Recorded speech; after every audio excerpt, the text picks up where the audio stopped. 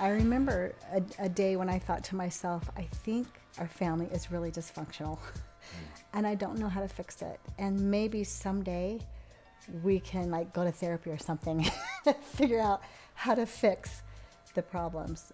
We at the time, with our 5 kids, our 2 older boys at that point were 19 and 21, addicted to heroin.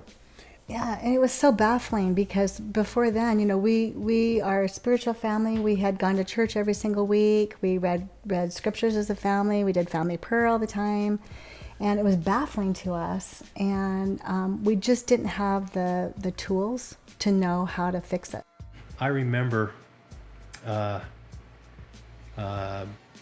one of them being in jail. One of them was in jail 13 times. Then I remember going in with her and going to visit him, and we could only see him through the glass. And when they brought him through, he was in chains, short chains with his feet so he could just shuffle, chains on his wrists, went around his waist and down to his feet. And this boy played football in high school, and he was at this point in jail maybe 125, 130 pounds. And I said to myself, what happened to my boy? How did we get here? There was nothing for me but fear, despair. I didn't even know that you could recover from addiction. And so with her, there was a lot of fear. With me, there was anger, resentment. I was not only frustrated, but I was just sick and tired of being sick and tired. I felt like they were literally walking towards the edge of a cliff, and I could not stop them. And it was making me crazy. I was going through some similar things, but a lot of things were a lot different. How can I explain this other than there was a lot of emotional shrapnel. We were not getting along. The worst of it, though, was not only with our boys, but then her and I's relationship was just holding by a thread. I felt they needed to be handled this way. I'm kind of the tough love, and boy, I was just sick and tired of being sick and tired. She felt this way, and her fear, and as a mother, they're more loving and caring and need to feel they need to handle it. And I was just done. I really felt like if I was just the best person I could be, God would tell me how to fix them. And I really felt like it was my job. I'm like, I'm their mother and no one's going to love them like me. And so this is my responsibility. It was a heavy burden. On the other hand, I'm looking at this and saying, after all we've done as a family and as all we've done for you as boys, you would do this to me. And I took it personally. And then they could feel my anger, my resentment. And they would then, of course, gravitate to her. And then I would hear or see her loving on them. And I would get upset at her and upset at them because they're coming between our relationship. And so there was a toxicity, emotional toxicity in our family. And a cycle, because he'd get mad at them. And so then I'd get mad at him for getting mad at them. And then because he got mad at them, then they would act out, and want to self-medicate or numb out or whatever. And then they would leave, and I would it was just this horrible drama triangle. We didn't know all of the principles of recovery. We didn't know that shame is the core center of addiction, for example.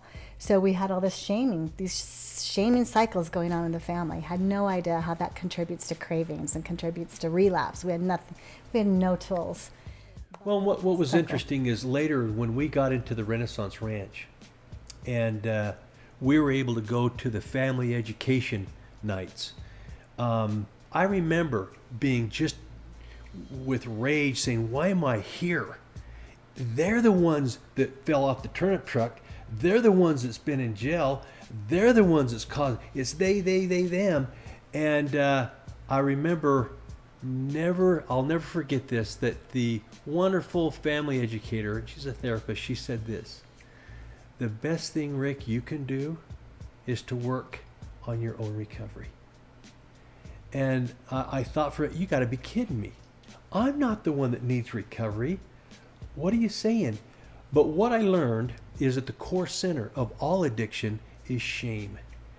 And that is a palpable emotional hurt that an addict, they'll use their drug of choice, whatever it may be, legal, illegal, drugs, alcohol, pornography, behavioral addictions. They'll use their drug of choice to numb out that shame.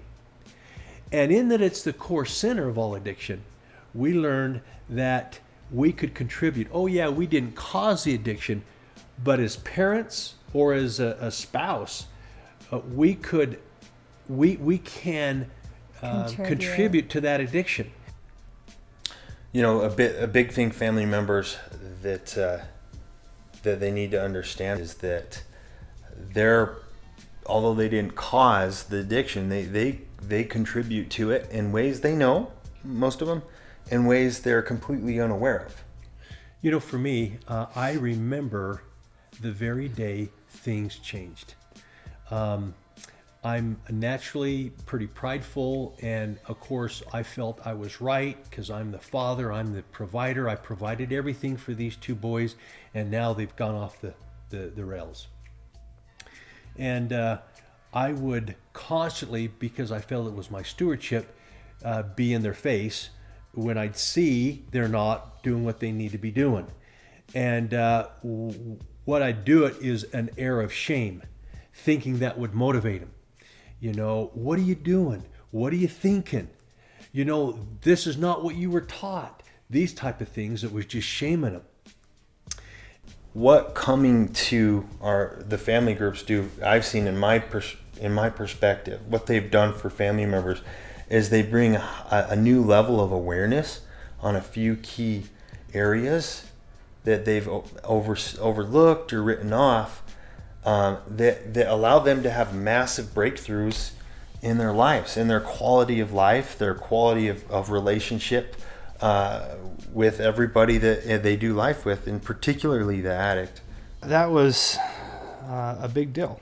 I'm grateful. I'm grateful that they got involved in recovery and started working on themselves.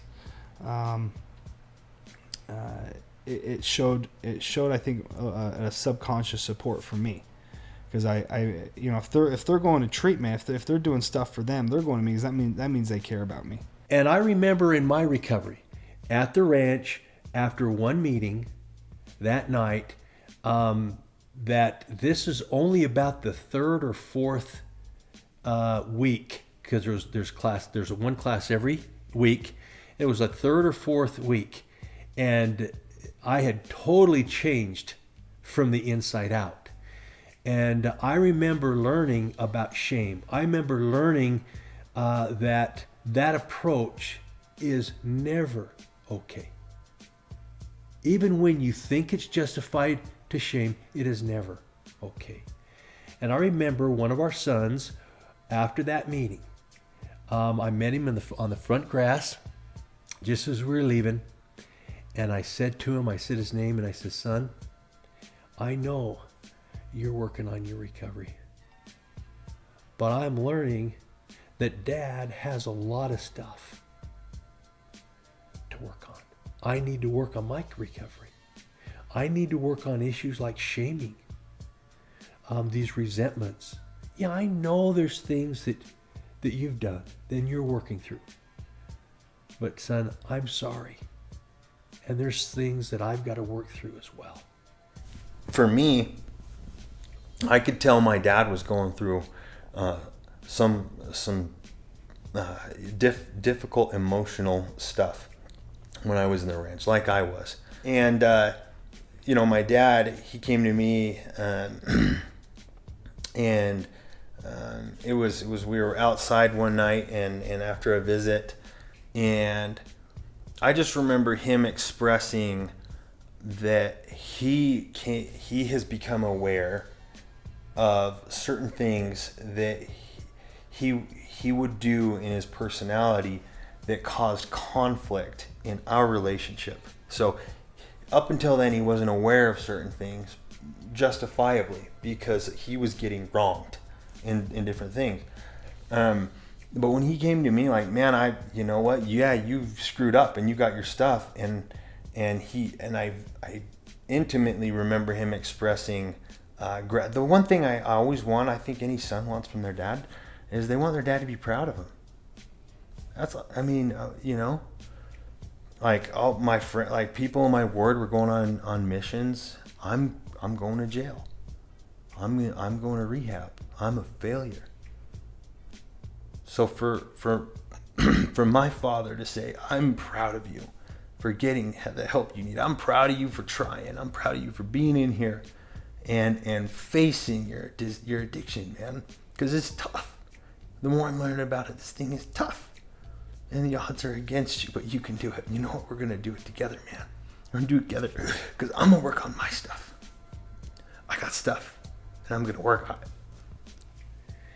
And from that moment on, the relationship completely changed.